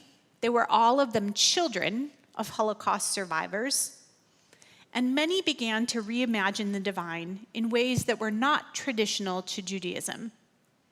Some of them continued practicing the Jewish faith, and some of them didn't. Some cultivated an individual relationship with a higher power in opposition to a view of a patriarchal God who had failed to protect their parents. Others took pleasure in viewing God as a protector because they thought God had spared their parents and that was part of a larger master plan. Many of the participants moved beyond any kind of gendered understanding of God, and some moved beyond understanding God as powerful and instead chose just to see God as comfort. So in unique ways, whether they maintained practice in the Jewish faith or not, they'd reimagine the divine and did so in ways that helped them to make meaning of their intergenerational trauma, and that helped them to retain some sense of spirit, even if it wasn't within a religious tradition. So reimagining the divine can help us to foster that resilience amid trauma. And then lastly, this idea of post-traumatic growth. And this is tricky because, again, I don't want to say that anything trauma can result in our growth. Having a little clicker trouble here. Oh. But I think we can help to name growth when we see it. And so post-traumatic growth suggests that growth can co-occur with suffering. And this is similar to resilience, the way the constructs of growth and resilience are defined, but they're not exactly the same. But Maribeth Werdal helps us to understand several things about post-traumatic growth. First, while resilience can be present from the earliest moments and onward, throughout stress, throughout trauma, growth really requires time and reflection. There's an incubation period that we have to allow for people to have trauma and resilience before it is that growth can occur. And she likens this to wisdom. And I take issue with the framing of light as good and dark as bad, so it's an unfortunate thing about this quote, but I think the wisdom is still there. And she says, "The road to wisdom is not one in which a person in darkness can solely focus on light. Nor is wisdom found in trying to make darkness light. Rather, traumatic growth is seen only by allowing dark and light to coexist, recognizing how they correlate, and finding a way to synthesize new meanings. For some people, this newly synthesized meaning leads to growth."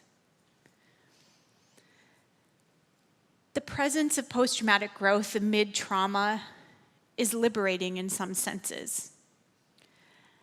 But we don't have to believe that it's just going to happen after some far-off horizon of healing has been met, because that resilience is already happening.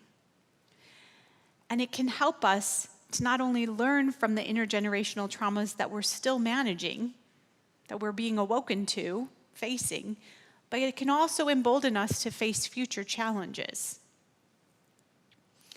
So these are 6 ways of kind of thinking and maybe adopting some tools or practices for how we can help those we care for and with to facilitate resilience amid intergenerational trauma. But we have this case of Nikki. And so my question for us is, after Nikki comes to see you in the days following, you find yourself frequently reflecting on how you can help to honor simultaneously the pain of her intergenerational trauma and her resilience. And I think this is what our friend was already saying. Like, there's already hope in the fact that she's breaking the silence. So you and Nikki agree to meet again at the church 1 week later. And with Nikki's permission, of course, you hope to what? What are you going to do? All of Ministry Week, right, is focused on from trauma to hope. They're already co-occurring. There's already resilience happening amid the trauma. So how are you going to help Nikki to see this, to live this, to honor this? In the interests of time, we're going to just chat for 4 minutes, and we'll come back together and then have some shared conversation. So.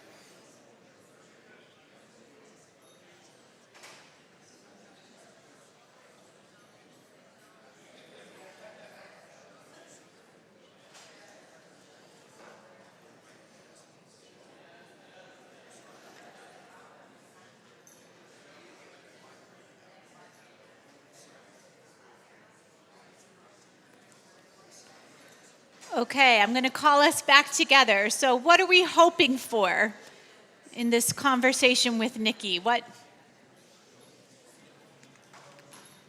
can we say or do?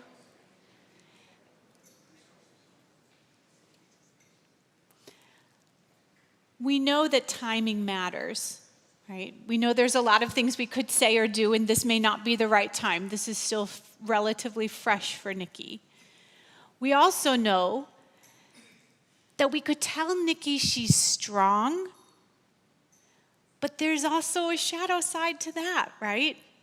Because it's playing into these legacies of colonialism and capitalism and all that feeds this myth, this archetype of the strong black woman. Wow, Nikki, you're so strong. But isn't she? So what do we do?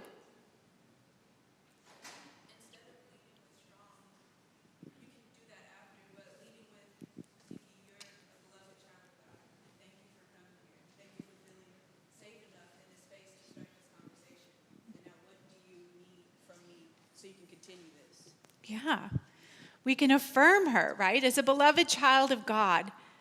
and the vulnerability and courage that she took to share in the first place, but then to continue the conversation after unearthing something so sacred in her own story, in her family's story, in the collective story. What else do we do? Say.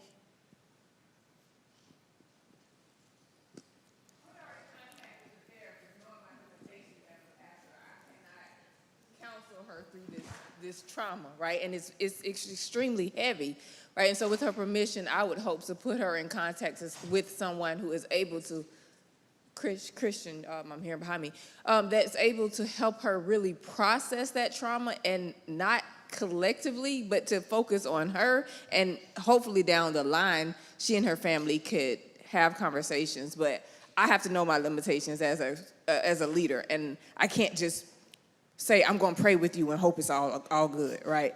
But I have to give her tools and resources to process that actual trauma. Yeah, that's right. So you have to know the scope of your practice, right? And refer out and find a trusted individual, whether a pastoral counselor, a Christian counselor, whomever it may be, right? Who can accompany her and her family on this journey.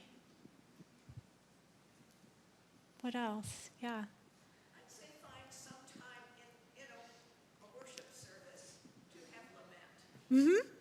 Yeah, asking Nikki. I've been sitting with what you shared with me, and I've been honoring some of the other stories I know of our congregants, and I feel like there might be a place for collective lament. How would that be for you? Right? Asking her, honoring her. And it wouldn't have to be named or labeled specifically for this kind of sexual assault. Well, you can name many things to lament, as Brueggemann said, right? Many griefs. Yeah.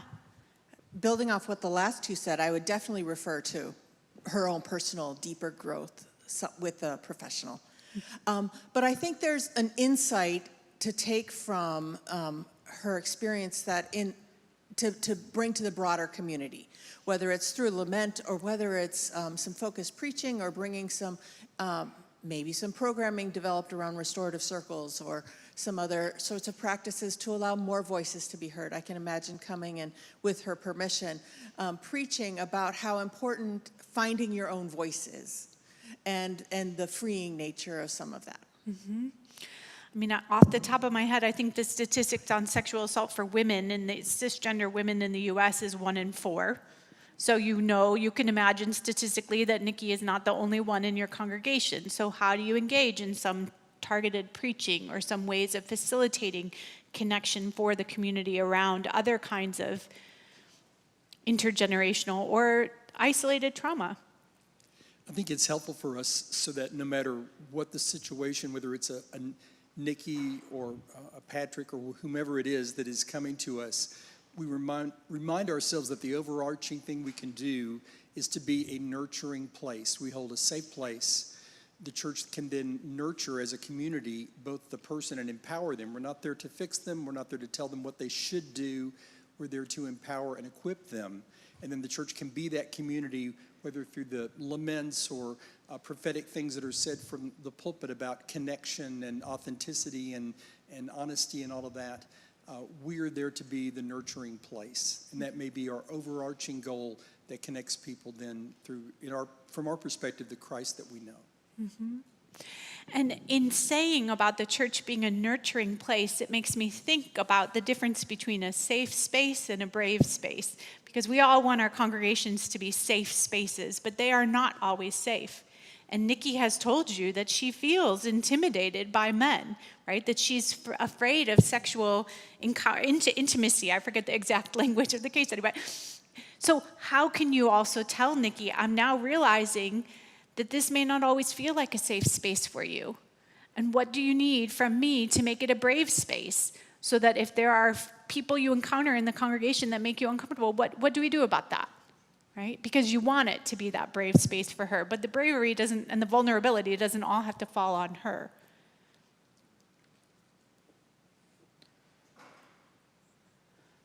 Okay. Yes.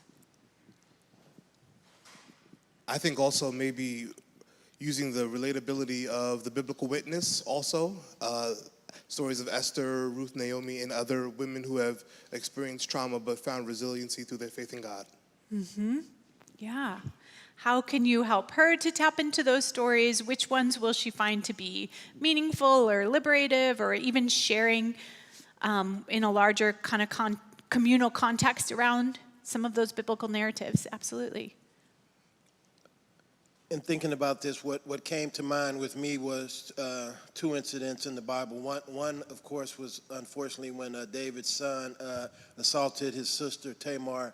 The other one was the woman that was caught in the very act of adultery, as the Bible says, but only she was brought to Jesus. And of course, we know love won out, and somehow her accusers walked away. Mm-hmm. So how do we invite, how and when, right? Because timing goes back to this question, do we invite Nikki to engage in some of these stories, biblical stories, that may be easier for her to access than her own story at this time? Maybe not, but maybe the stories have a commonality that she can make meaning of both in a similar way.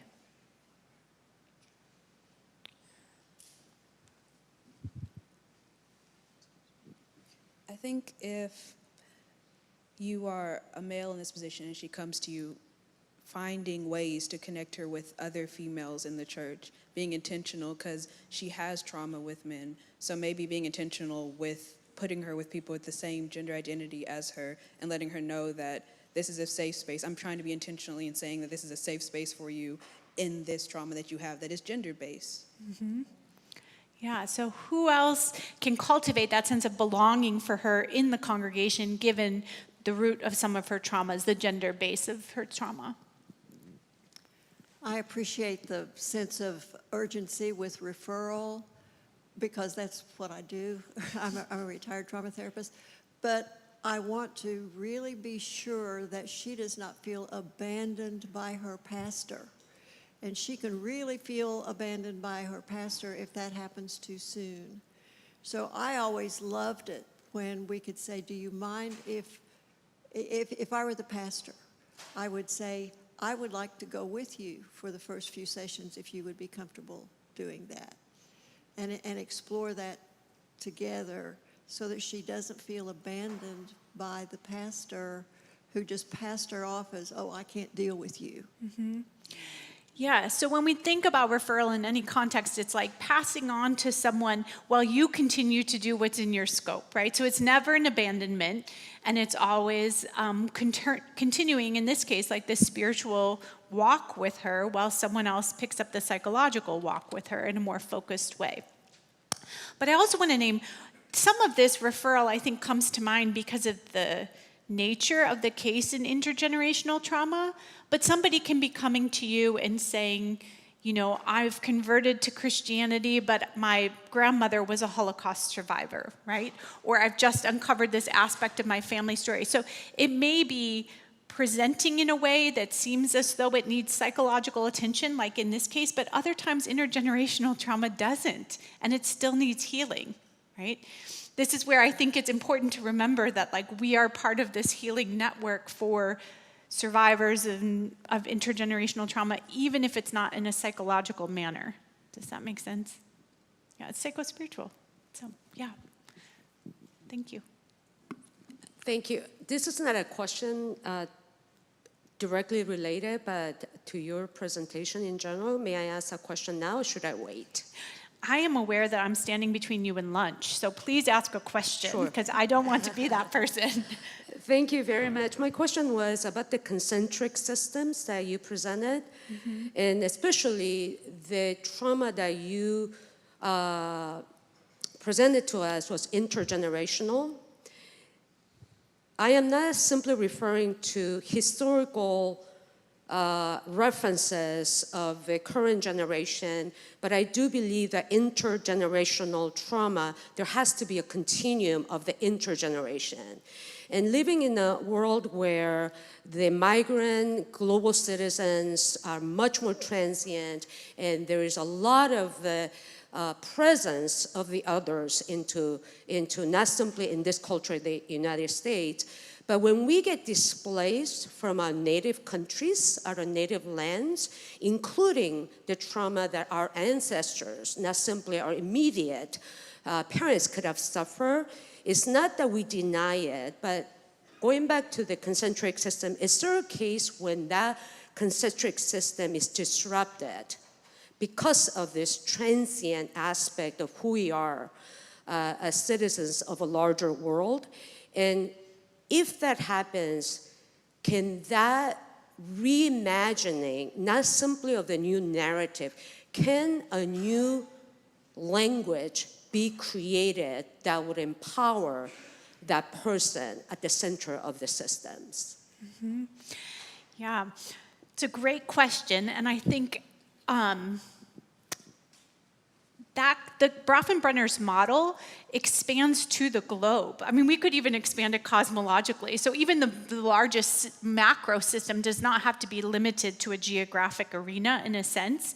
But my mind also goes, in the book Reframing Trauma, Heidi Hee-Kyu Park wrote an excellent chapter on the influence of specters in intergenerational trauma.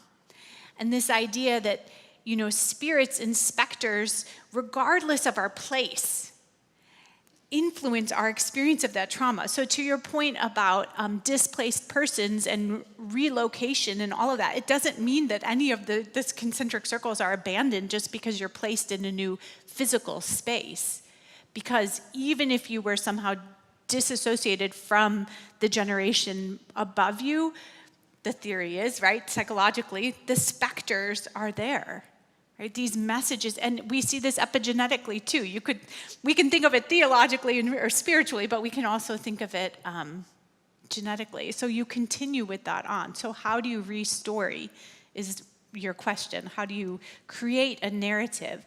And I think it comes down to new meaning making, but also collectively, right? Who are your dialogue partners in belonging so that that narrative is hopefully one of resilience and trauma co-occurring rather than solely a trauma narrative, if that makes sense. Thank you.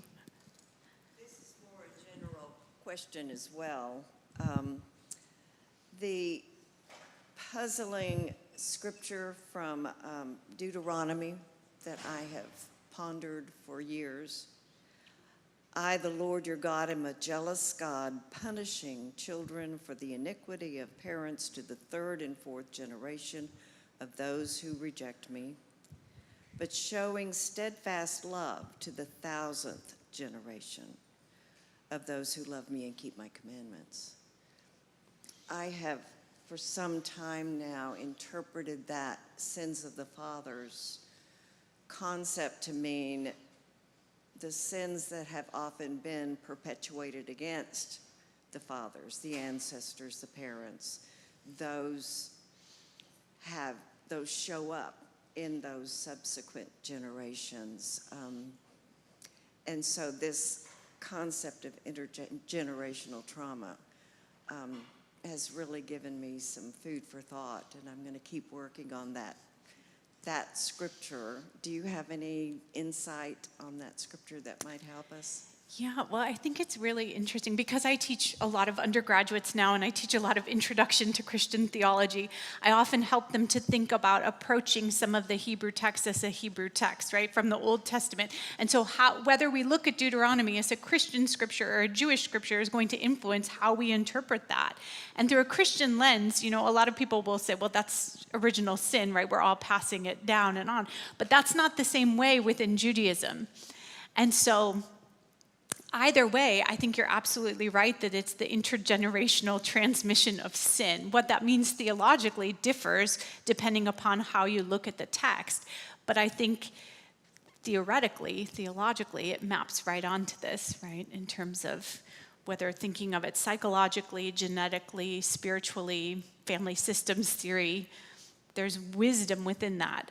What you make of that if you were to preach it is beyond my ability to do right here, right now. But I'm glad you're going to marinate in it. The 34th generation notation that reminds us that people can break those cycles and get out of those cycles, but the 1,000th generation of God's love goes back to your point about Jesus walking with us and not forsaking us in any generation. Mm-hmm. So I think we'll take one more question, and then I'll leave it to Lisette to say what's next. See, that's more pressure if I'm the only question. But, so kind of a liturgical question related to like the act of worship.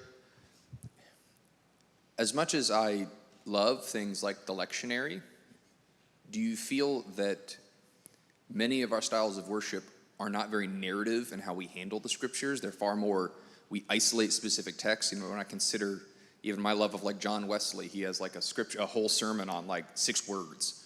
You kind of say that's not particularly narrative and story driven. Would you almost, in terms of how do we handle lament, how do we handle trauma, to start incorporating, frankly, what our ancestors did, which was more long form reading of the scripture, and then come to, so I would just be curious on how might this affect the way we interact with worship? Yeah, it's a great question. And I am ordained in the United Church of Christ, and I do pulpit supply, although my full-time call is to academia. I do pulpit supply frequently, and I always read the narrative lectionary. I always do, because I love storying things. I think it helps as a teacher of undergraduate students to say, what is the story here? So I think you're onto something in terms of how do we even work with the lectionary, if that's the system that we're going to choose, to preach it in a way that really gets into that narrative, and then how the narrative was constructed within context as well. So it was this, again, this shows you my bias, but this story was storied in a particular way, in a particular time, for a given reason. How do we unpack that, and what story are we telling here? And I think there's a lot in terms of the biblical narrative of intergenerational trauma that helps us to give food for thought for those who are experiencing diverse types of intergenerational trauma. And it can be a story that gives a grounding to something that somebody can't even put in words yet necessarily from their own history, their own families, their own communities' experiences. I am honored by you. I am here and happy to have further conversation with you, and happy to continue to learn with you in this wonderful ministry week. Thank you again to everybody at University Christian Church for hosting such a wonderful event, to all those at Brite Divinity School, and to all of you who have set aside your time to really dig deep into these topics of trauma so that you can turn and give and be with others. It is an honor to be with you, so thank you.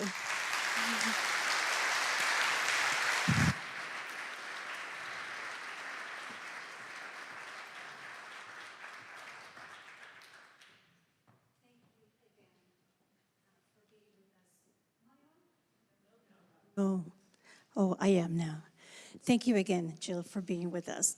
It was wonderful. Thank you. A great start to the lectures. And so now we have a couple of hours for a break. Please do be back on time, because we are, today is going to be a very tight schedule. And I know I'm going to hear about it on your responses later. I know, but there was a lot that we wanted to do, and so I hope that you are here to take advantage of all that we are offering.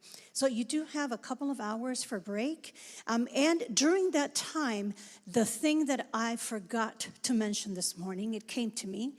During that time, please do take a moment to go. If you walk out these doors, just right kind of to your right, there's some set of stairs.